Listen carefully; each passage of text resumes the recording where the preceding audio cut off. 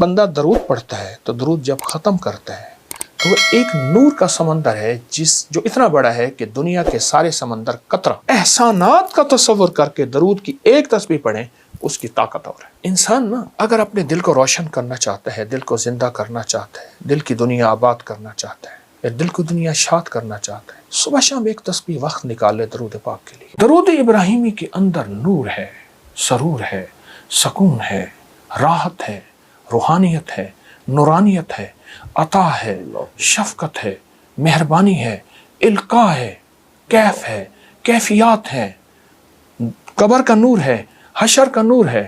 عجیب بات بتاؤ، ہمیں قبر میں جب بندہ جائے گا تو سارے چھوڑ جائیں گے، بھائی نہ تو کام آئے گا نہ کوئی فرزند، عرصہ نہیں کھل جائے گا جب آنکھ ہوئی بند، وہ کام کرو جس سے خدا ہوئے رضامند، ہوشیار کے ہونا ہے تمہیں خاک کا پیوند۔ اللہ یوم یفر المرء من اخی و امہ و ابی و صاحبتہ و بنی، کوئی کام نہیں آئے گا۔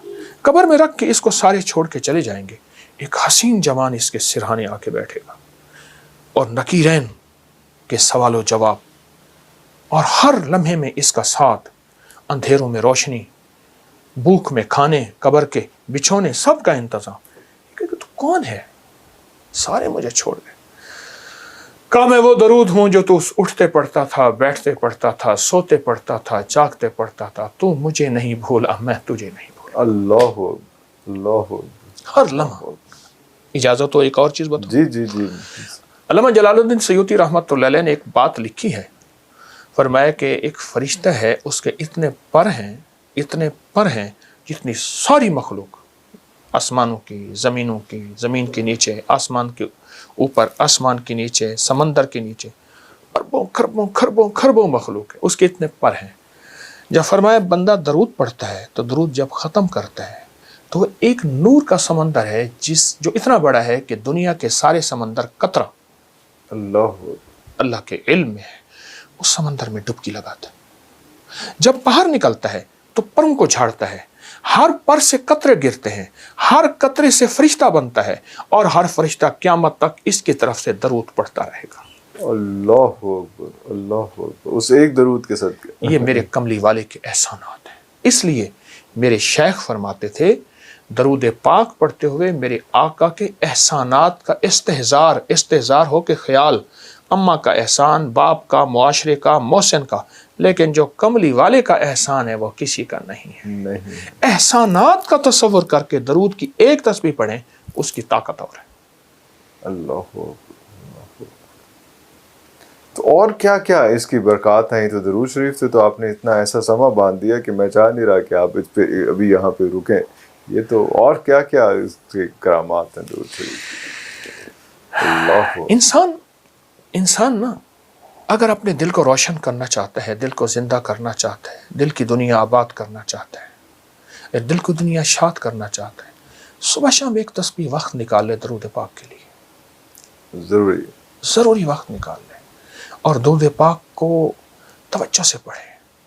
مختصر درود پڑھ لے۔ چلو، سب سے مختصر درود ہے صلی اللہ علیہ وسلم، سب سے مختصر درود ہے صلی علی محمد، صلی اللہ محمد۔ یہ بھی مختصر درود ہے۔ کوئی درود پاک مختصر کر لے۔ میں ایک عمل بتاتا ہوں آپ کو، ہے کہ بعض اوقات انسان کی کچھ خطائیں ایسی ہوتی ہیں جن کی وجہ سے اس کی عبادتیں اس کے منہ پہ مار دی جاتی ہیں۔ ایک درویش تھے، وہ اپنی ہر نماز کے بعد، اپنی ہر عبادت کے بعد منہ پہ ہاتھ رکھ لیتے تھے۔ حضرت کیوں؟ پر میں میری سب کچھ کہیں میرے منہ پہ نہ مار دیجیے۔ اللہ تو اس قابل نہیں۔ لیکن عجیب بات بتاؤں، درود پاک کوئی بندہ دکھاوے، ریاکاری، بناوٹ، سجاوٹ، دھوکے کے لیے پڑھے، اللہ کہتا ہے میں پھر بھی قبول کروں۔ ہر عبادت کے لیے اخلاص ضروری ہے، اخلاص ضروری، مخلص ہونا۔ درود واحد ہے، اگر کوئی دکھاوے کے لیے پڑھے، جبکہ مومن دکھاوے کے لیے پڑھ ہی نہیں سکتا، مومن تو اللہ کی رضا کے لیے پڑھتا ہے، فرمایا درود پھر بھی قبول ہے۔ اللہ اور یہ جو نماز کی اتحیات میں عرفان صاحب، نماز کی اتحیات میں یہ جو اللہ نے درود رکھا ہے ساری عبادات کے بعد اتحیات ہے بالکل اتحیات ہے۔ لیکن التحیات سے پہلے آپ یہ دیکھیں، آپ ذرا غور کیجئے گا، التحیات للہ والصلوات والطیبات، بس یہاں تک رک جائیں۔ جب میرے آقا معراج پہ تشریف لے گئے تو اللہ پاک نے فرمایا میرے حبیب کیا لائے؟ تو حضور نے فرمایا میں آپ کے لیے اللہ التحیات للہ والصلوات والطیبات۔ تو اللہ پاک نے اس کا جواب دیا السلام علیکم ایھا النبی ورحمۃ اللہ وبرکاتہ۔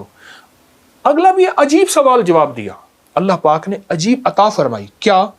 قیامت تک کے لیے آپ جیسے مجھ جیسے ضعیفوں اور کمزوروں کے لیے بھی اللہ نے ایک عطا کر دی، السلام علینا وعلی عباد اللہ الصالحین۔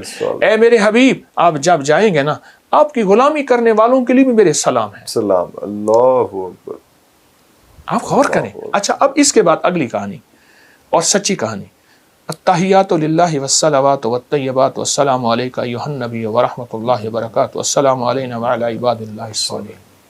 ٹھیک، اس کے بعد اشہد اللہ پڑھ کے سارا کچھ پڑھنے کے بعد پھر آپ درود پڑھتے ہیں، اور درود آخر میں پڑھتے ہیں۔ یہ اس بات کی بنیاد ہے کہ ساری عبادتوں پہ قبولیت کی مہر لگتی ہے، اللہ، اور وہ میرے آقا کملی والے کی نسبت کے بغیر نہیں لگ سکتی۔ نسبت مصطفیٰ، چوکٹ مصطفیٰ کے بغیر نہیں لگ سکتی۔ اللہ اللہ۔ اچھا حضرت جی، کچھ ایسے بھی جب لاسٹ ٹائم ہم نے پروگرام کیا تھا تو اس میں کچھ لوگوں کا کہا تھا کہ بات کریں، تاکہ بہت لوگ چاہتے ہیں کہ آپ سے بات کرنا چاہیں، تو ہم نے ایک ویب سائٹ بنائی تھی، ایک ساتھ ایک میسیجز کا ایک سسٹم شروع کیا تھا، اس میں بہت سارے لوگوں نے میسیج کیے۔ ایکیومولیٹو جو ہے کچھ 4 5 6 سوال ہیں جو اگر آپ کی اجازت ہو تو میں آپ سے پوچھ لیتا ہوں، کیونکہ زیادہ مسائل ایک ہی طرح کے۔ ایک تو یہ ہے کہ تسبیح خود سے آپ کی جو ابکری کی جو آپ کی ویب سائٹ ہے وہاں پہ بہت سارے آپ کے بیان ہیں، سارا کچھ ہے، تسبیحات ہیں، تو خود سے کوئی تسبیح مجھے لگ رہا ہے کہ یہ مسئلہ میرا ہے، اور وہاں سے چوز کریں اور چوز کر کے پڑھنا شروع کر دیں، اور ایک وقت میں 3 4 5 تسبیحات کرنے شروع کر دیں، تو کیا یہ مناسب رہے گا؟ خود ہی سے اپنا علاج تجویز کر کے خود ہی سے اس کی پریکٹس شروع کر دیں؟ ابکری کی ویب سائٹ پہ علاج تجویز کردہ ہوتا ہے، اس لیے ہر بندہ پڑھ سکتا ہے، ہر بندہ پڑھ سکتا ہے، تجویز کردہ ہوتا ہے، اس کی تعداد بھی، اس کے عدد بھی، اور پھر کوشش یہ ہے میری ابکری کی سائٹ پر ہر عمل قرآن و سنت اور اولیاء اکابر بڑوں کی نسبتوں کے ساتھ ہو، اس لیے ہر عمل کا حوالہ بھی ہے، ہمارے پاس ثبوت بھی ہے، تو وہ بندہ پڑھ سکتا ہے، اور انشاءاللہ وہ تو پوچھنے والے ہیں کروڑوں لاکھوں فیض پا رہے ہیں اور بے بہا فیض پا رہے ہیں۔ کیوں؟ ایک بات حقیقت ہے، وہی کا فیض قیامت تک رہے گا، قرآن بھی وہی اور فرمان مصطفیٰ بھی وہی، قیامت تک فیض رہے گا اور رہنا چاہیے۔